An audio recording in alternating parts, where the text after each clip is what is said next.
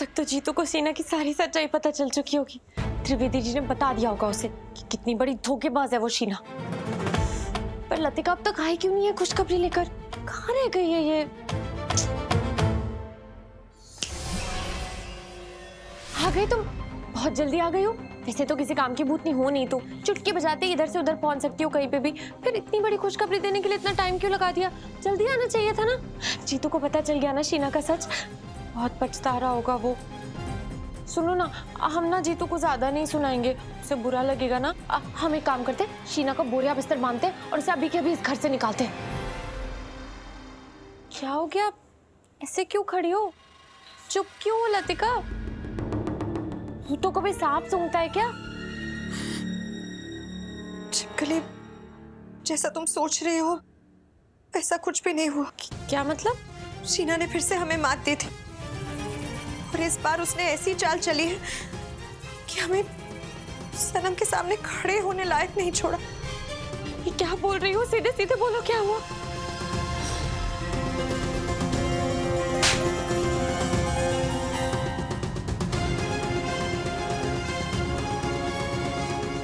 नहीं लतिका, वो मैं नहीं हूँ। मैं गई ही नहीं त्रिवेदी जी से मिलने कभी। हमें बहुत चिंता हो रही है। हमें लगता है कि वो कोई साधारण स्त्री नहीं है, वो मायावी है। उसने माया का प्रयोग किया है। नहीं, ऐसा नहीं हो सकता। वो आजकल ऐसे नकली वीडियोस बनाना कोई मुश्किल नहीं है, जुगाड़ एंड ऑल लगाते हैं लोग।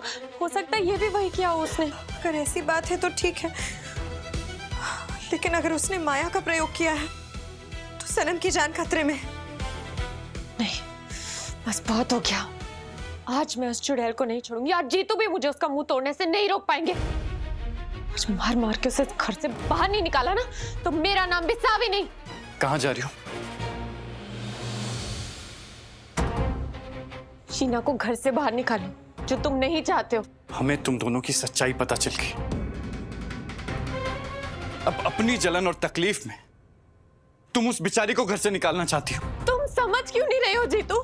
धोखा दे रही है वो हमें, तुम्हें, मुझे, हम सबको। आंखों पर जो शीना नाम की पट्टी बंधी है उसे खोलो जीतू। वो खेल खेल रही है, बहुत बड़ा खेल। बस!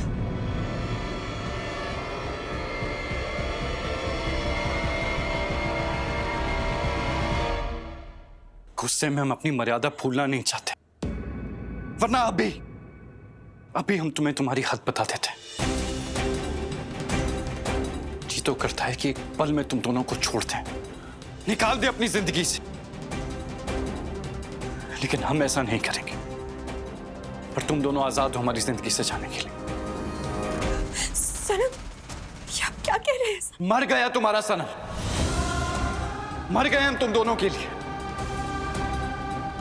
ना तुम हमसे प्यार करते हो और ना ही हमारी इज्जत, सिर्फ शक करते हो। और ऐसी शक की पत्नी होने से बेहतर है कि हमारी कोई पत्नी ना हो। आज के बाद हमसे बात करने की कोशिश भी मत करना, और आज से हम इस कमरे में भी नहीं रहेंगे।